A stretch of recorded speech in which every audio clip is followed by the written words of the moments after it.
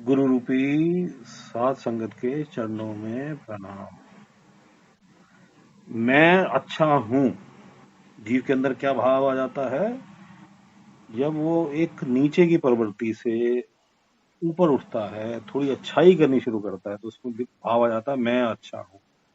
तो ये भी एक काल का ट्रैप है। काल जो है हजारों मुंह वाला सांप है। एक मुंह के सांप ने छोड़ा, अब दूसरा सांप ने पकड़ लिया। वो क्या आ गया? अहंकार।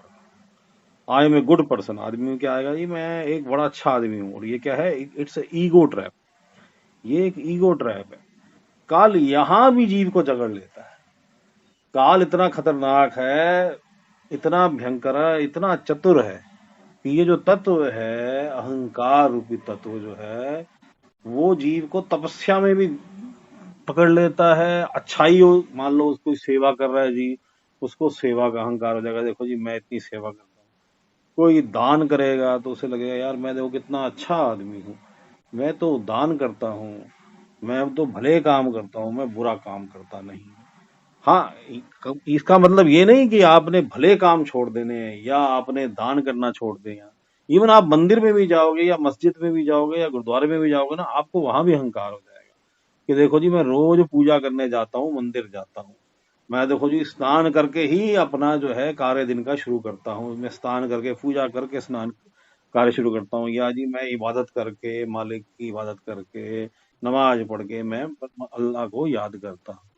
उसे किसी को होगा कि जी मैं गुरुद्वारे जाके ही जी दर्शन करके आता हूँ, स्नान करके जाता हूँ जी, वहां पाठ सुनता हूँ, कीर्तन सुनता हूँ, आ जाता। अब इनमें कोई बुराई नहीं है, लेकिन इसके साथ एक चोरी, एक चोर छुपा हुआ है। आप एक मान लो चोर, वहां भी एक चोर छुपा हुआ है। वो क्या है? अहंकार। धीरे धीरे आपके मन में वो क्या पैदा करेगा? अहंकार।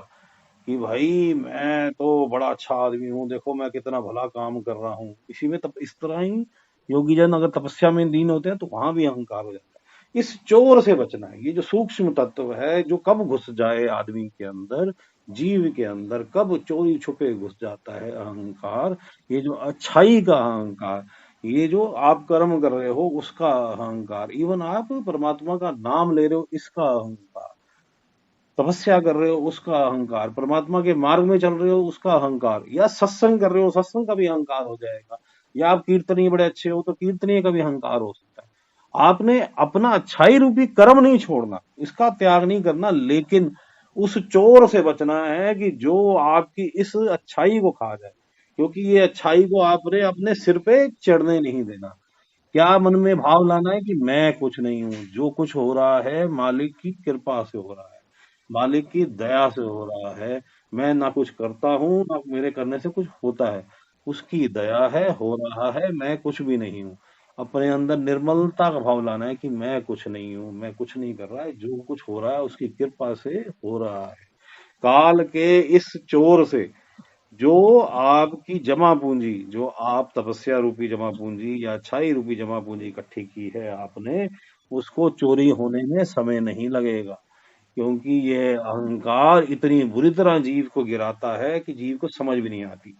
कभी आप गौर से आपने अभी सांप सीढ़ी का खेल देखा हो? तो सांप सीढ़ी के खेल में क्या होता है कि जीव बड़ी गोटियां चलता है, बड़ी अच्छी चाल आ जाती है, तो वो कई सीढ़ियां चढ़ जाता है ऊपर, बिना लंबी यात्रा किए। इसी प्रकार परमात्मा के मार्ग में जीव जो है लंबी यात्रा किए बिना ही कई बार सीढ़ियां चढ़ जाता है। लेकिन आगे आगे कौन बैठा होता है? सांप। और वो क्या है? वो अहंकार, वो काल का रूप, काम क्रोध लोभ मोह अहंकार, वो साथ में माया सम्मिलित है। और अगर आपने ध्यान नहीं दिया तो वही आप उसके मुंह में ग्रास बन जाओगे। और कहाँ पहुंचा देगा आपको? सबसे नीचे वाले खाने में, जहां से यात्रा शुरू की थी, सांप सीढ़ी के खेल में। ये सांप सीढ़ी का खेल बड़ा समझाता है। इसी प्रकार ये जीवन मरण रूपी चक्र में भी ये खेल काल का चल रहा है। इसको बड़े गौर से समझना पड़ता है कि भाई ये देखो, मैं सीढ़ी तो चढ़ गया, लेकिन सामने जो है सांप जो है मुंह अड़ के बैठा हुआ है। मेरी अच्छाई को भी ये अहंकार में बदल के इसको जो है मुझे बिल्कुल नीचे के खाने में पहुंचा देगा। तो मुझे इससे बचना है, मुझे अहंकार नहीं करना। और अहंकार कैसे नहीं होगा? जब तू अपने आप को मालिक के हवाले कर देगा, जब तू ये समझेगा कि तू कुछ नहीं करता, जो कुछ होता है परमात्मा के हुक्म से होता है।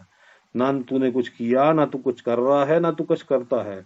उसकी दया से ही तू परमात्मा के मार्ग में चला, उसकी दया से ही तू मंदिर में गया, उसकी दया से ही तू मस्जिद में गया, उसकी दया से ही तू गुरुद्वारे में गया, उसकी दया से ही तूने वहां बैठ के कीर्तन सुना, उसकी दया से ही वहां बैठ के तूने नमाज पढ़ी, उसकी दया से ही तूने वहां बैठ के जो है वहां उस देवता का तूने अगरबत्ती जलाई, पूजा की। तूने कुछ नहीं किया, जो कुछ कर रहा है सब मालिक कर रहा है। तू होता कौन है करने वाला? ना तेरा कुछ था, ना तेरा कुछ है, ना तेरा कुछ होगा। सब कुछ मालिक का था, सब कुछ मालिक का है, सब कुछ मालिक का होगा। सब परमात्मा का है। परमात्मा के अतिरिक्त किसी का कुछ भी नहीं है। इस संसार में काल का भी कुछ नहीं है, काल भी परमात्मा का ही है। उसी से उत्पन्न हुआ, उसी में विलीन हुआ। इवन काल को भी एक दिन ये संसार छोड़ के सब कुछ समेट के मालिक के अंदर ही समेटना है। उसी ने अपने आप को विस्तार करके चेतन में ये संसार की उत्पत्ति कर रखी है, और वही जब उसकी मौज आती है तो अपने अंदर सब समेट लेता है। ना उसके अतिरिक्त कुछ है, ना उसके अतिरिक्त कुछ होगा, ना उसके अतिरिक्त कुछ था। तो हे जीव, तू परमात्मा की भक्ति में लग, प्रेम की भक्ति में लग। तू समझ कि ये प्रेम का मार्ग है, ये डिवोशन का मार्ग है। किसका है? Love and devotion. ये समर्पण का मार्ग है, श्रद्धा और सबरी का मार्ग है। सब्र करके बैठ जा और ये समझ ले कि तुझे कुछ नहीं आता, ना तू कुछ कर रहा है। जो भी कर्म हो रहे हैं सब उसकी दया से हो रहे हैं। वही करा रहा है, वही कर रहा है, सब कुछ तेरे चरणों में मालिक समर्पित। तू ही दया कर कि ये काम, क्रोध, लोभ, मोह, अहंकार मेरे बस में हो, मेरा मन निर्मल हो जाए। ये अहंकार क्या हो, मेरे बस में हो, मेरा मन निर्मल हो जाए। तू दया कर मालिक, दया कर, दया कर। इस प्रकार ही तू भक्ति कर, मालिक की प्रेम रूपी भक्ति कर। ना जिसका कोई रूप है, ना कोई रंग है, ना कोई बेस है, ना किसका कोई मजहब है। वो सबसे परे, सारे मजहब उसी से हैं, वो किसी मजहब से नहीं है। सब कुछ उससे है, उससे सब उसी से उत्पन्न हुआ है, उसी में ही विलीन हो जाएगा। अब हम मेडिटेशन में बैठते हैं। मेडिटेशन में हम संसार से ध्यान हटाते हैं, संसार की समस्याओं से ध्यान हटाते हैं, संसार की कामनाओं से ध्यान हटाते हैं, और परमात्मा पे ध्यान को केंद्रित करते हैं। कहाँ केंद्रित करते हैं? दोनों आंखों के बीच में, सेंटर में, पीछे करके, थर्ड आई सेंटर, तीसरा तिल जिसे कहते हैं। और अगर हमें पूर्ण गुरु प्राप्त है तो पूर्ण गुरु में ध्यान करते हैं, और पूर्ण गुरु द्वारा हमें पंचनाम, सतनाम, विदेही नाम प्राप्त है तो हम उसका सिमरन करते हैं, परमात्मा पे ध्यान करते हुए। मालिक सबका भला करे, मालिक सबका भला करे।